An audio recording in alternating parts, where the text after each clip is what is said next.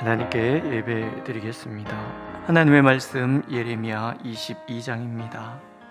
1절부터 9절 그리고 13절에서 23절까지 읽겠습니다. 함께 읽겠습니다. 1절. 여호와께서 이와 같이 말씀하시되 너는 유다 왕의 집에 내려가서 거기에서 이 말을 선언하여 이르기를 다윗의 왕위에 앉은 유다 왕이여 너와 내 신하와 내 문들로 들어오는 내 백성은 여호와의 말씀을 들을지니라. 여호와께서 이와 같이 말씀하시되 너희가 정의와 공의를 행하여 탈취당한 자를 압박하는 자의 손에서 건지고 이방인과 고아와 과부를 압제하거나 학대하지 말며 이곳에서 무죄한 피를 흘리지 말라. 너희가 참으로 이 말을 준행하면 다윗의 왕위에 앉을 왕들과 신하들과 백성이 병거와 말을 타고 이 집 문으로 들어오게 되리라. 그러나 너희가 이 말을 듣지 아니하면 내가 나를 두고 맹세하노니 이 집이 황폐하리라. 여호와의 말씀이니라. 여호와께서 유다 왕의 집에 대하여 이와 같이 말씀하시니라.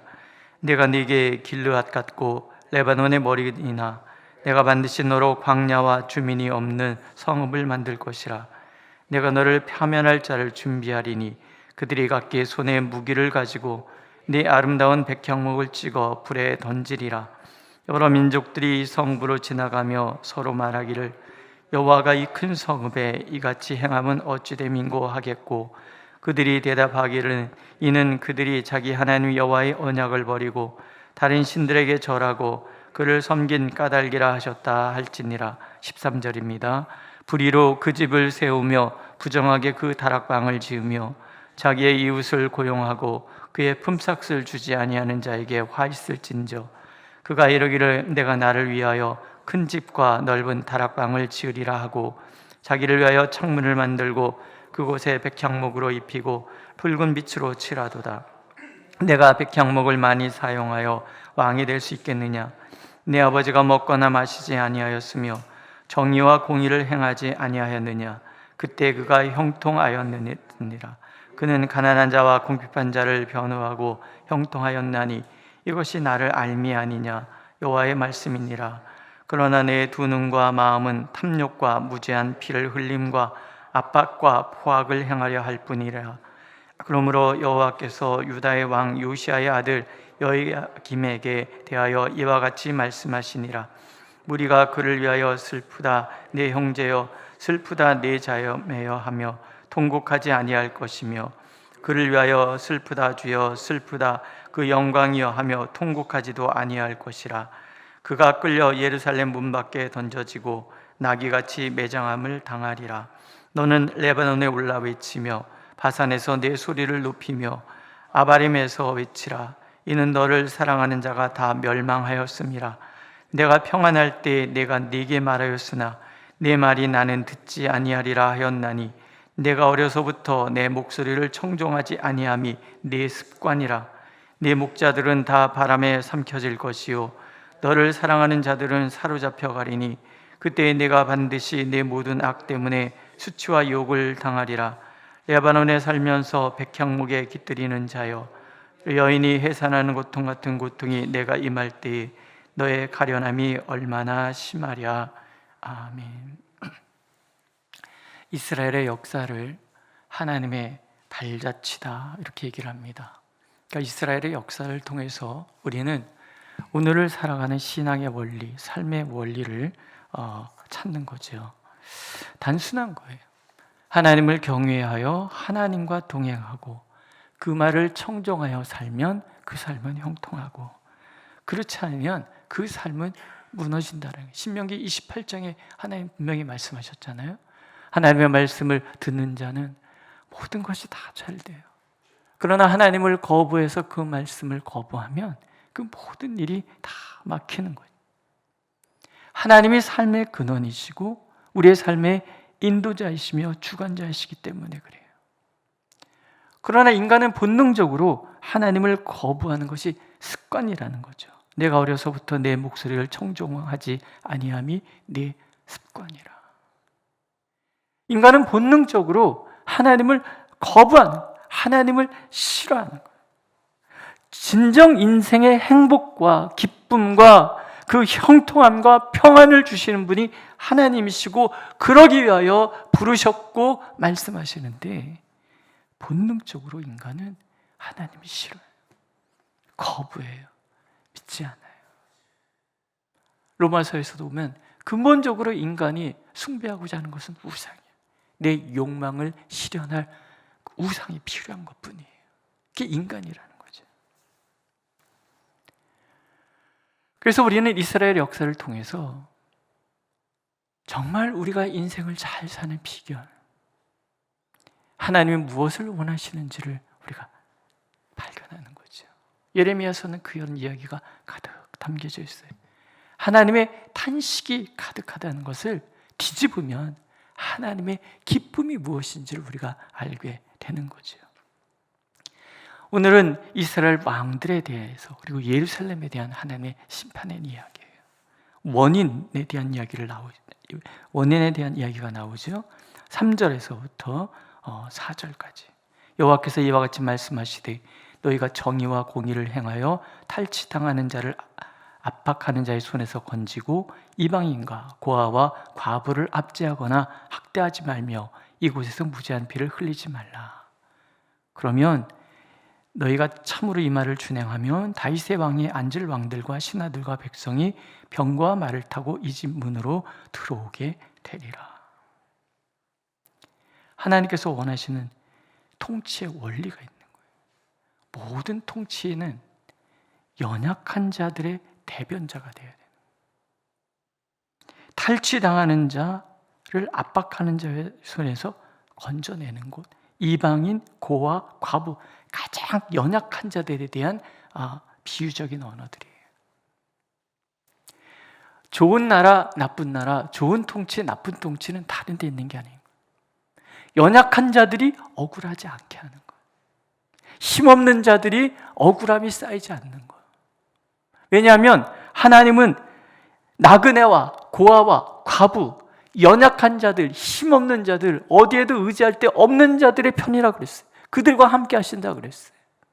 그러면 하나님을 만나려면 연약한 자들 있는 데로 가야 되는 거예요. 그들이 머문 자리에 내려가야 하나님을 만날 수 있는 거예요. 억압하고 탈취하고 모든 것을 가진 기득권자 편에는 하나님 계시지 않아요. 거기에는 하나님 없어요. 그러나 사람들은 여기로 가고 싶지 않아요. 왜? 여기에 모든 것이, 이 세상에 보이는 것도 우리 눈에는 가진 자들이 모든 것을 가지고 있고 그들의 편에 서야 내가 무엇인가 얻어 걸리는 게 있다라고 우리는 착각하기 때문에 그렇다는 거예요. 이스라엘 다윗 왕가가 멸망한 이유는 한 가지인 거예요. 왕을 세우실 때는 왕은 군림하기 위해서 세운 것이 아니라는 거죠. 하나님의 대리자로서 백성의 안위를 살피고 그들의 눈물을 닦아주고 나라의 올바른 의를 세워가야 한다라는 거예요. 우리가 요한계시록에서 보잖아요. 하나님이 통치하시는 나라가 어떤 나라인지. 거기는 애통하는 것이나 눈물 흘리는 것이나 아픈 것이 없는 거예요. 죽음이 없는 거예요.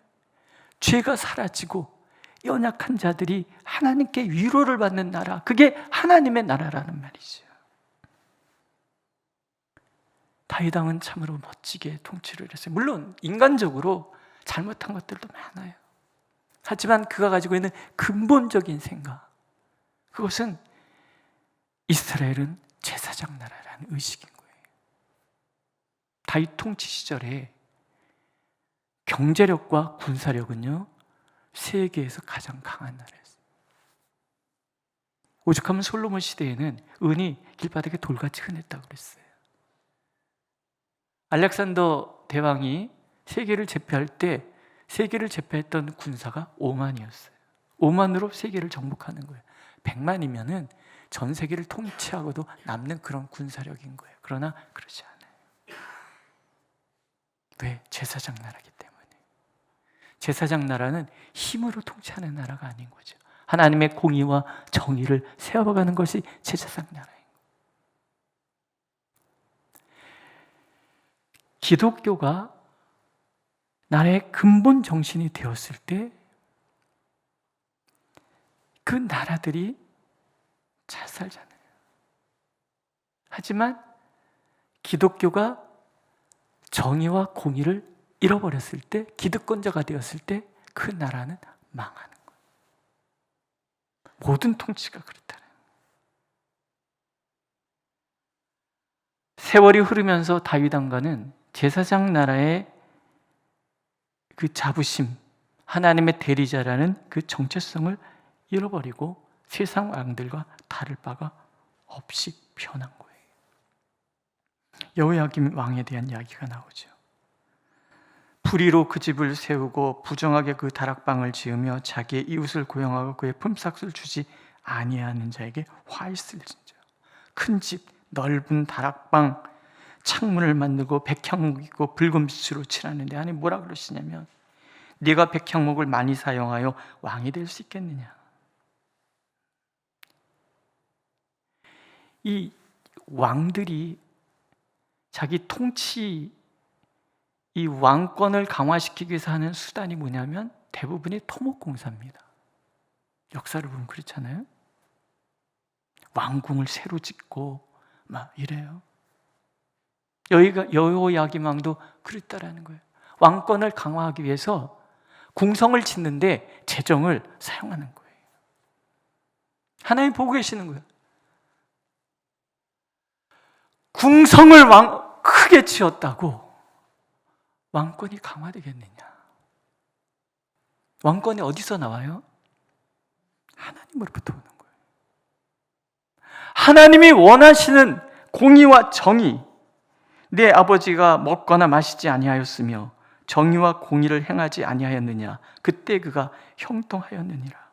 그는 가난한 자와 궁핍한 자를 변호하고 형통하였나니 이것이 나를 알미 아니냐? 하나님을 아는 사람은 하나님의 마음에 가 닿는 거죠. 하나님이 원하시는 것이 무엇인지를 아는 거죠. 그 하나님이 바라보시는 사람, 바라보시는 곳을 바라보는 사람이 진정 하나님을 아는 사람이라는 거예요. 요시야 왕이 통치를 잘했습니다. 선한 왕으로. 하나님 앞에 율법을 듣고 책망에 가슴을 치면서 옷을 찢고 회개하면서 나라를 바로 세우려고 애를 썼어요. 히스기야 왕도 그리했어요. 지금 그 얘기를 하고 있는 거예요. 네 아버지 요시야를 봐라. 어찌 살았느냐. 그때 하나님께서 사방에 평안함을 주셨단 말이죠. 그러나 지금 아들대에 와서 이 왕들은 왕의 왕권을 강화시킨다고 토목공사를 일으켜서 그렇다고 삭도 주지 않아요. 그러니까 힘없는 사람이 토목공사에 동원되는 거잖아요. 고관대작들이 어디 토목공사에 동원됩니까? 먹지도 못하고 노동을 해요. 그들의 탄식이 하늘에 닿는 거죠. 하나님의 진노. 이스라엘 나라 하나님이 세우셨지만, 다윗 왕과 하나님이 세우셨지만 하나님은 그게 중요한 게 아니에요. 그것을 없애서라도 진정한 하나님의 정의와 공의가 무엇인지를 가르쳐 주시기를 원하시는 것이 하나님의 마음이라는 거죠. 내가 너를 파멸할 자를 준비하리니 그들이 각기 손에 무기를 가지고 내 아름다운 백향목을 찍어 불에 던지리라. 아무리 백향목으로 고급 자재로 궁성을 지어도 하나님이 버리시면 아무 의미가 없어요. 그런데 지금 한국교회가 그러고 있잖아요. 교회를 짓는다고 수백억을 쓰고, 그게 교회가 세상에 올바로 서는 게 아니잖아요. 이런 상가 건물이면 어때요? 정말 우리가 바라봐야 될 것은 하나님이 우리 그리스도인들을 통해서 하나님이 가고자 하는 곳에 우리가 가서 서서 하나님을 드러내기를 원하시는 거 아니겠습니까? 불의한 자들의 형통함을 부러워하는 한 결코 우리는 하나님 앞에 온전히 쓰임받는 교회가 될 수는 없는 거죠. 우리는 하나님 앞에 그걸 바로 세워야 돼요.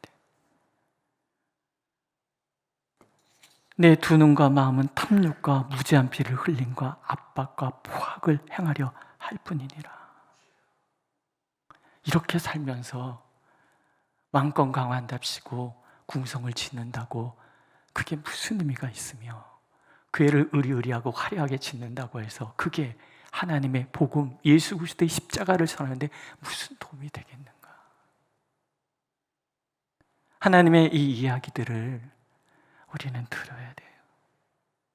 정말 하나님이 원하시는 것이 무엇인지, 하나님께서 교회를 통해서 바라시는 것이 무엇인지.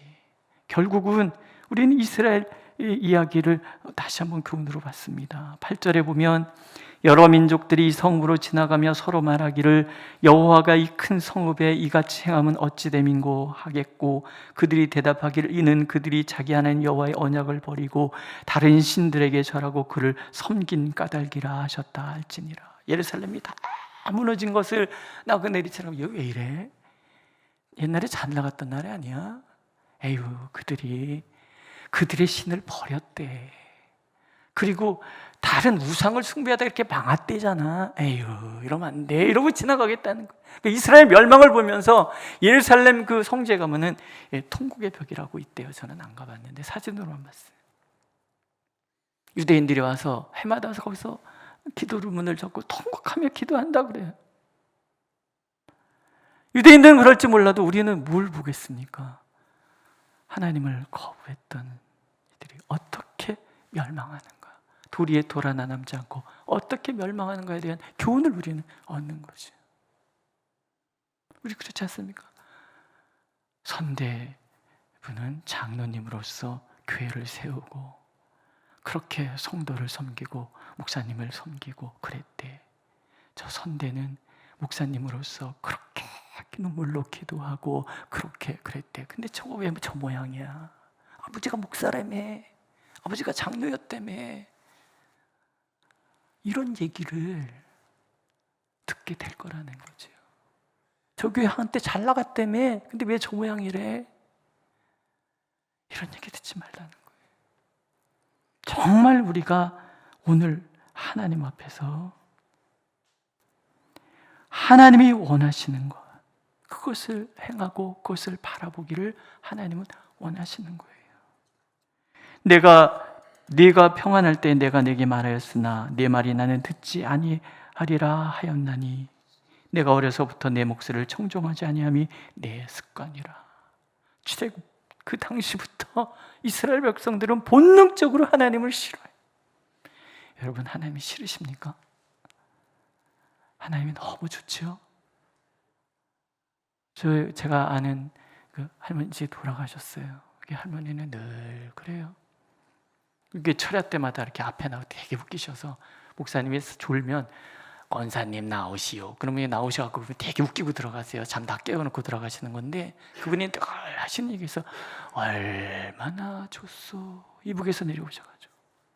그래서 얼마나, 그런 사람들은 다 좋소 그래요. 우리 한번 해볼까요? 얼마나 좋으십니까? 예수님이 좋은 어떡합니까? 찬양했잖아요. 그죠? 아시죠? 예수님이 좋은 걸 어떡합니까? 세상에 어떤 것도 부럽지 않고 오직 예수 그리스도, 그분만 좋아하는 삶, 그 삶을 하나님은 기뻐하고, 그렇게 예수님이 좋으니 그분이 원하시는 것을 하는 삶이 어찌 형통하지 않겠는가? 믿으십니까? 오늘도 하나님께서는 우리에게 말씀하시는 거예요. 정말 하나님이 원하시는 그것을 바라보고 그것을 행하는 우리가 되기를 원하시는 거예요. 예레미야서 읽어가면서 제가 반복해서 말씀드리죠. 하나님의 눈물이 가득한 책이라고. 우리가 하나님의 그 눈물을 안다 그러면 우리는 하나님을 더욱 사랑하는 마음으로 그 일을 행하게 될 것이고, 그것이 나와 내 후대가 하나님 앞에서 평강을 얻고 형통해지는 비결이라는 거예요. 오늘도 하나님은 그렇게 우리가 전심으로 하나님을 사랑하고 하나님의 그 공의와 정의를 실현해가는, 하나님이 원하시는 그것을 행하는 우리 모두가 되기를 하나님은 원하고 계십니다. 기도하겠습니다. 오직 하나님만이 우리의 전부가 되시고 하나님만이 우리의 삶의 이유인 것을 우리가 고백합니다. 이스라엘의 멸망의 과정을 보면서 그들을 향하여 통곡하며 우셨던 하나님의 마음을 우리가 읽어가면서 오늘 우리를 향하신 하나님의 마음을 우리가 조금씩 이해합니다. 아버지, 우리를 불쌍히 여기셔서 우리가 아버지의 마음을 더욱 아는 사람들, 아는 교회가 되게 하시고 아버지의 그 뜻을 이루는 데 힘을 쓰므로 하나님께서 주시는 그 생명의 기쁨 가득한 우리 모두가 되도록 인도하여 주옵소서. 예수님의 이름으로 기도드렸습니다. 아멘. 하늘에 계신 우리 아버지, 아버지의 이름을 거룩하게 하시며 아버지의 뜻이 하늘에서와 같이 땅에서도 이루어지게 하소서. 오늘 우리에게 일용할 양식을 주시고 우리가 우리에게 잘못한 사람을 용서해 준 것 같이 우리의 죄를 용서하여 주시고 우리를 시험에 빠지지 않게 하시고 악에서 구하소서. 나라와 권능과 영광이 영원히 아버지의 것입니다. 아멘.